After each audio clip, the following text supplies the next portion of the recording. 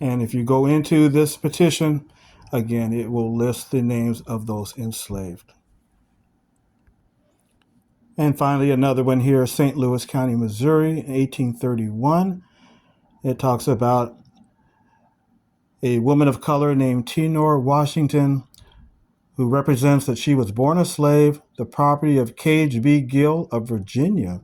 She further recounts that Gill carried her to St. Louis and sold her to Henry Scott, who by and with the consent of the said Henry, your petitioner, was taken in his presence from St. Louis to Lebanon, Illinois, where she lived for over a year with Jeremiah Johnson before returning to St. Louis. So there's a lot of good factual information that you can follow up through census records, other records as well, court records, wills, estate records, so forth. So this is a great resource. And again, it's the Digital Library on American Slavery. Now let's go to our final website I'd like to share with you. This final website is called the Case Law Access Project.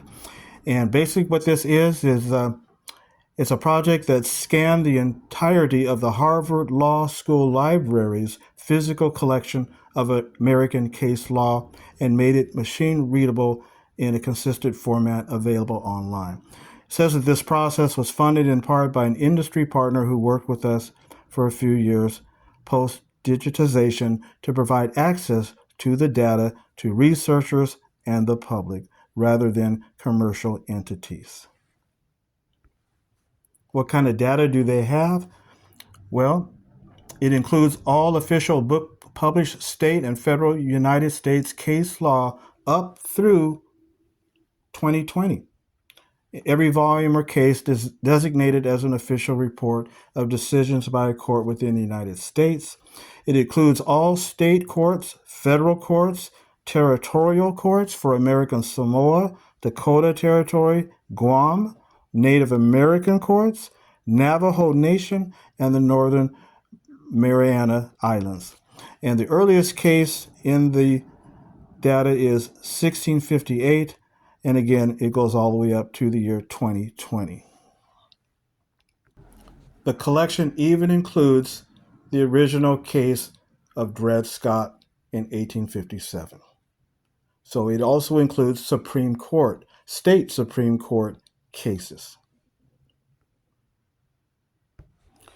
Now, the Harvard Law School collection does not include cases not designated as officially published, such as the most lower court decisions, nor does it include non-published trial documents, such as party filings, orders, and exhibits. So it does not have exhibits in it.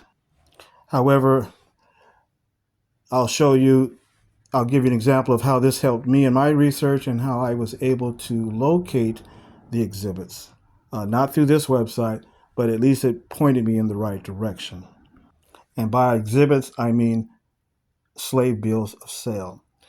Also, it does not include copyrighted materials such as headnotes for cases still under copyright. So that's a good thing. Whenever you go into this collection, you can copy this information down. It's not copyrighted. So when you pull up this website, you can just put any keywords or phrases you want in the search field here. If you know the region or the county or the state, or even the name of the slave owner or the name of an enslaved person, you can put that in here. So when you hit the search button, this notice pops up, and you just click here where it says proceed to the court listener. But this little message will pop up when you first go into it. And you can play with it. Like I said, you can put, if you have a keyword or a name or a county, a state, you can put that. I put in slaves just to show you. You can do it that way as well. And then hit the search button. And then your results will pop up. But then notice this field right here, search results order. this is very important to click to go into, because if you click the arrow there, the down arrow, you will see that it will allow you to choose which cases you want to have pop up first. Do you want newest cases, oldest cases first, most cited, or least cited? And I always pick the oldest cases first because I want to go as far back as I can. I don't want anything that's not in the slavery era. That wouldn't make any sense, well, unless it's like 1870 on back. But I usually like to click on the oldest field, and then I will get the cases um, going as far back in that particular city or state or county that you selected, or name of person. So that's just something to keep in mind when you see that search results order field. You can refine your search, and I usually like to put in the oldest cases first. Another thing about the search field box, when you types a phrase or a keyword in there, I tried to play with it and I tried to put in the word African, and it didn't give me any specific person. It just gave me a bunch of cases involving anything to do with Africa or with Africans. So that didn't help me. But if you narrow it down to, like, say, for example, this seemed to work for me better. I put in Negro woman named Estelle. And you can just put in Negro woman named and leave it blank and see what comes up if you're not sure who you're looking for. But if you know the name of an ancestor, you could put it in that way. If it's a female, you could put it in Negro woman named Estelle.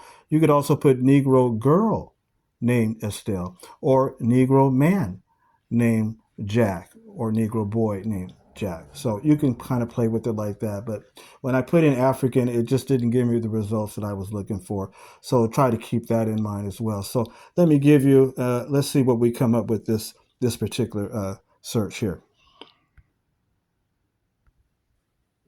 Okay, so I put in Negro woman named Estelle. I got 60 opinions. And you can see all the various ones: Louisiana, Texas, Louisiana again, Mississippi, South Carolina. All these cases that, and as you can see, the only reason why this came up because it has the word woman in it, and this one came up because it just has the name Negro in it. So you got to keep that in mind too, that it may not pull up what you're looking for, but you look for one that has the name of the person you were looking for. Here we go. Estelle here, Estelle Johnson. So there, and that is in Louisiana. So you just have to scroll through it. And like I said, there were 60 opinions. So you have to keep turning the pages to get to the state that you're looking for and the particular woman named Estelle that you're looking for. But let's just take this first one here at the top and see what this pulls up. Now this is McFarland versus Richardson, Louisiana, 1845. Negro woman named Estelle. All right, let's take a look at this. So here we have this case, McFarland versus Richardson, Louisiana, 1945. Supreme Court of Louisiana. So this particular court, it went to the state court first. It went to the county courts first, and it had to go all the way up to the Supreme Court, the state Supreme Court of Louisiana. Okay, so the first name it's going to give you in bold is the name of the judge who heard the case. So that is what that is there, is the name of the judge.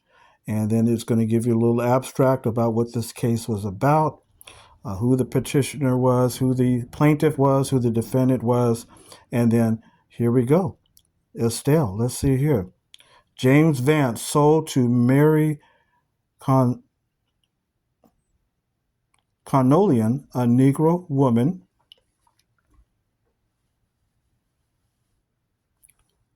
named Estelle, or Biddy, and her 2 children, which slaves he had purchased of John D.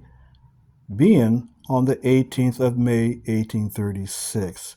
Okay, so this is very interesting. So see how this, you could get such really good clues here. Very good clues. And being the fact that it's almost like the WPA slave narratives, right? Except this is a court of law. So they're trying to establish facts here. So more, uh, this is going to have more weight than the slave narratives. Although the slave narratives are very useful, don't get me wrong, but they're basically going on memory of an interview of a person, and it's been several years later, decades later in some cases, but it's still very useful. But this is a court of law, so this is going to be establishing facts before judges. So that gives it a little bit more weight as to these facts that we can rely on to a certain extent. To a certain extent. But let's notice here what else we can glean from this. Okay, so here we go. The said slave Estelle, or Biddy. So now we've learned that she had a nickname and her 4 children. So now we know she has 4 children. And as we go on further through here, we get the names of them. It mentions about a certain mulattress named Biddy or Kitty.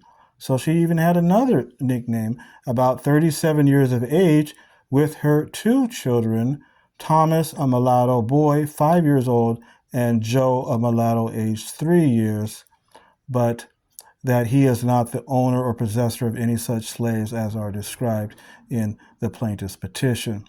And so, I'm not going to go all into it, but that gives you a little idea of all the little gold nuggets that you can retrieve out of going through these court opinions and these court cases. Okay, I tried another search where I put in Negro woman named Millie Chavis. Let's just say that you knew that your ancestor, that you knew her name, you knew her first name, and you knew her surname. So you just go ahead and put it in. You get 4 opinions, so not too many. So let's try this one here. Arthur versus Chavis in Virginia, 1828. So here we have this case. It went before the State Supreme Court of Virginia in 1828. And this was heard by Judge Carr, whoever he was. But here we have the abstract, the breakdown of who this particular person was. So very interesting. In January 1821, Millie Chavis exhibited her petition to the County Court of Pennsylvania, that's the name of the county, praying to be permitted to sue James Arthur for her freedom, and stated the facts of her case.